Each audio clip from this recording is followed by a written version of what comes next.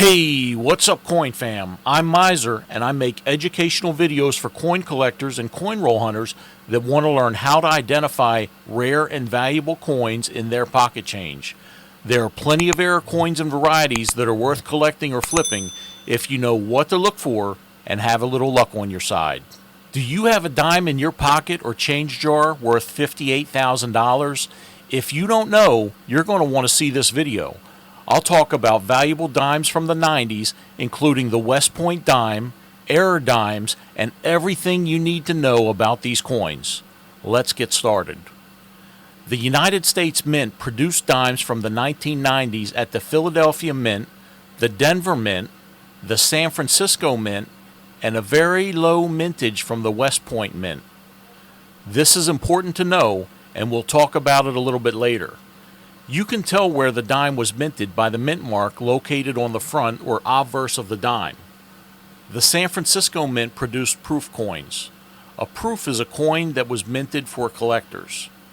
These coins are struck better and have specialized dyes that are carefully prepared and treated with chemicals to produce contrast between the field and the relief of the dime, referred to as cameo. Look at the difference between Roosevelt's portrait and the mirror-like fields of this dime. Proof dimes were minted in copper and nickel clad from 1990 to 1999, but also minted in silver from 1992 to 1999. How do you know if your dime is silver?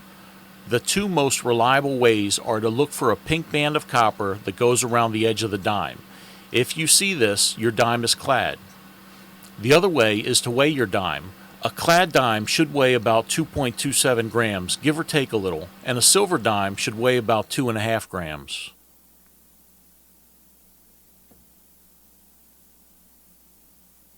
Take a look at the price chart from PCGS.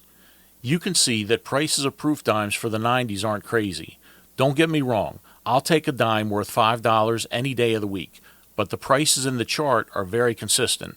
At an auction, though, this 1999's silver proof dime graded a perfect MS-70 deep cameo sold for $1,063.75. In 1996, to commemorate the 50th anniversary of the dime, 1,457,000 dimes were minted at the West Point Mint, and they proudly display the W Mint mark. These dimes can rarely be found in circulation because they were only minted as part of the 1996 uncirculated set. According to PCGS, the highest West Point dime graded is MS-69 and is valued at about $400. And here's a 1996 West Point dime that sold at auction for $411.24 in 2014. An important factor in grading and pricing dimes has to do with the detail of the torch. This one was designated full torch. Full torch and full bands are grading designations to explain the quality and detail of the strike of the torch on the reverse of the dime. You may see FB for full bands on PCGS graded dimes or FT for full torch on NGC graded dimes. Even though these designations are describing the same thing, there is a different standard applied to the designations by each grading company. PCGS's FB designation requires that the upper and lower bands on the torch are distinct and fully separated. The line between the bands must be full and unbroken. The NGC standard for FT is even more strict. It requires that the bands be distinct as well as the vertical lines of the torch. The majority of the dimes produced in the 90s were minted at the Philadelphia and Denver mints. Prices are consistent for the most part, except for some of the FB designations listed for certain dimes. The reason these prices differ is based on the rarity of the coin. The charts being shown are for mint state dimes. Don't be discouraged though. It's not uncommon to find mint state coins in circulation from time to time, and there are times when an unknowing relative may unknowingly put someone's collection back into circulation. I've seen this happen many times while coin roll hunting. Let's look at some of the sales for clad dimes so you have an idea of what makes the more expensive dimes valuable. Here's a 1999 Denver minted dime. It graded MS69 with full bands. Note how well struck and blemish-free this dime is. It's really a great specimen, and take a look at the reverse.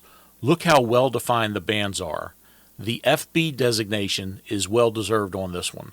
This dime sold for $1,610.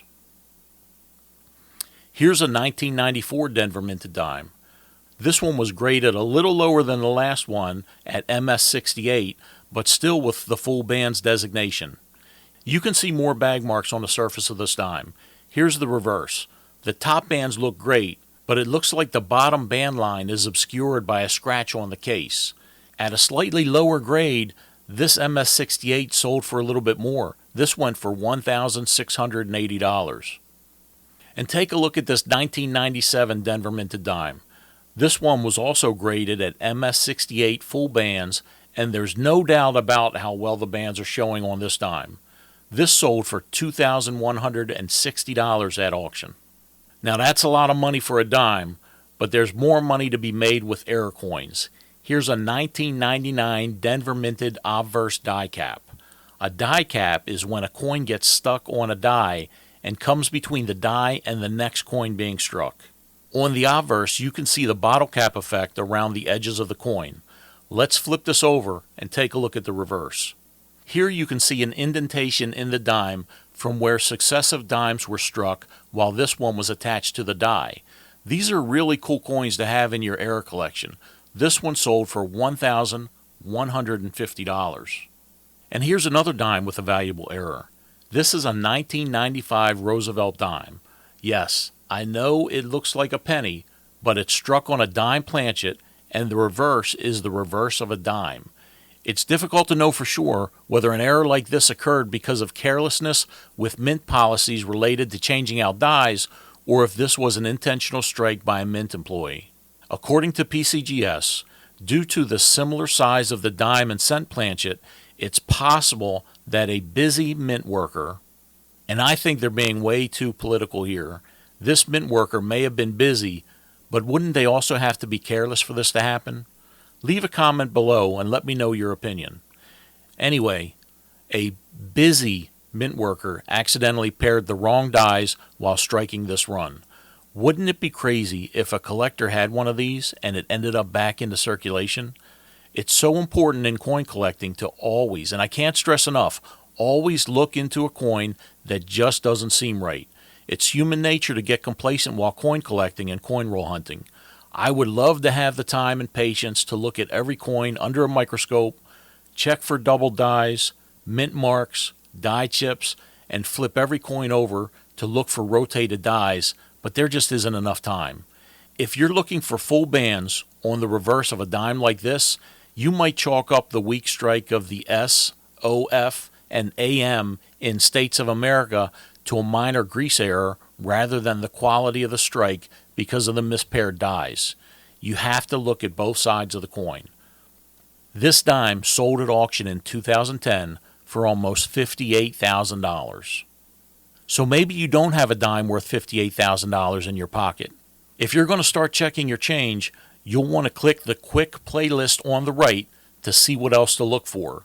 If you learned something, hit that subscribe button. Thanks for watching. Mint Miser, out.